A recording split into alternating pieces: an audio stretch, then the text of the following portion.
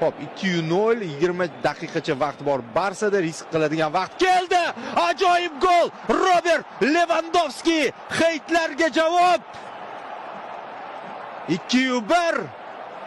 Murakkab vaziyatda 22-golini uryapti va qanchalik muhim gol edi bu. Kunde. Rafinha. Zarba gol! Gol! Ofsayd yo'qmi? Yo'q.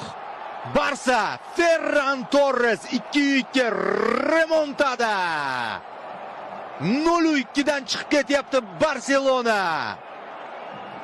Atletico. Yaxshi, Yamaldan zarba rikoshet. Gol! Barselona yana buni amalga oshirdi. So'nggi daqiqalarda oltin bola Yamal! Harikatli gol, lekin harakat bor edi. Hujum qilgan jamoa g'alabani ilib ketyapti. Futbolda shunday adolat o'rnatiladi ba'zida.